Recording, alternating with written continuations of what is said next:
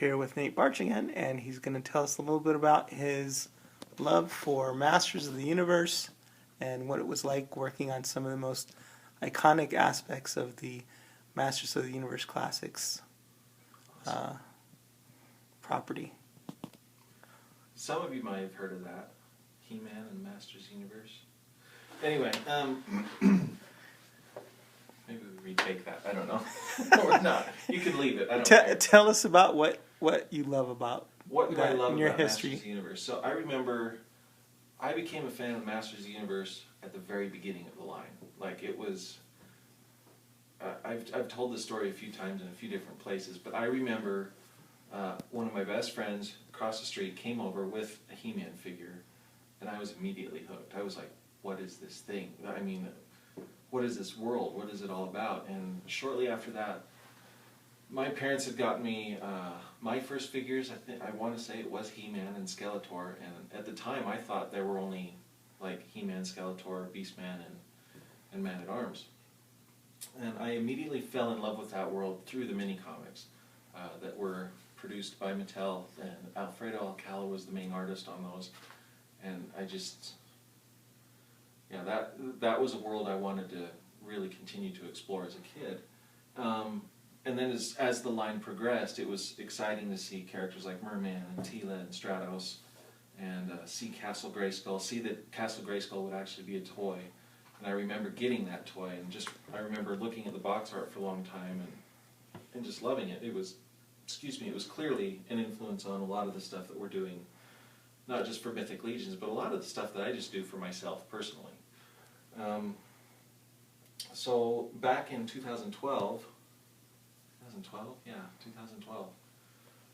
Can't believe it's been that long now, but I remember getting the call from Eric saying, hey, our friends at Icon Heroes is doing an environment, and we need to draw up a Castle Grayskull for that. And so the exciting thing about that job was, A, it's Castle Grayskull. I mean, this is like total dream come true for someone like me. And so the exciting part was we always knew what the front and what this side of the castle looked like because of the toy, because of the way it opened, but we never knew what these two sides look like. The back, we kind of had an idea from Filmation, you know, that was the dragon spine kind of motif continued down.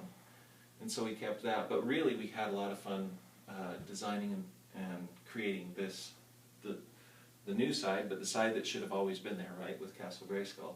So I remember looking at a lot of influences from Mark Taylor's early drawings for Castle Grayskull and incorporating some of those elements. This tower in particular kind of harkens back to some of his earlier stuff with the way it's, you know, more stable and sturdy at the base and then kind of tapers up.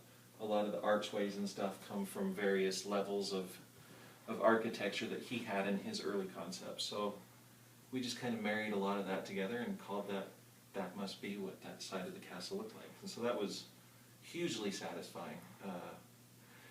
And then to take that further, the dream just kept going and kept getting better. It was like, you know, you're worried you're going to wake up from that dream, and luckily in this case it didn't, because we did finally get the call from Mattel to produce the actual playset.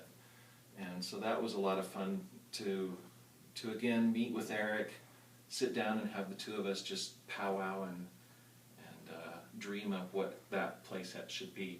We knew from the onset that we wanted it to remain faithful, 100% faithful to the original toy, have every feature that the old toy had, but just make it better for today. So no more cardboard stand-up or sticker things. Everything had to be sculpted. We almost got away from the sticker stuff.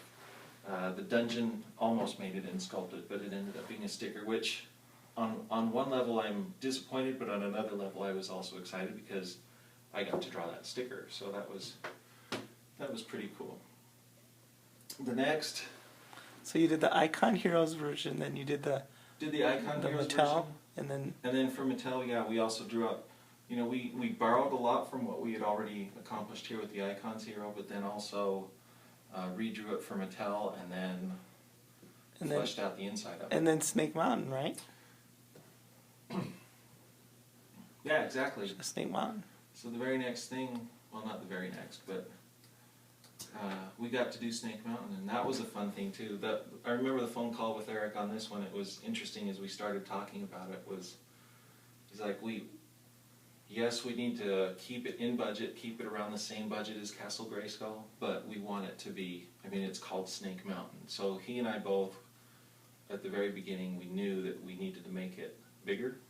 We didn't know it would become as big as it did become, and so now we're having to deal with that and how to re-shrink it back down to a size that's a little more ingestible for Mattel and for a factory to produce, in hopes that it does still get produced. But yeah, one of the things that Eric and I really loved about this was that the outside was always way more interesting to both of us of that old playset, and so we really wanted to make sure that we played up a lot of the features of what we loved about the outside of Snake Mountain. So there are a lot of ledges, there's a lot of walkways and pathways, even more ledges than there were before for figures to stand on, to be displayed on, or to play on.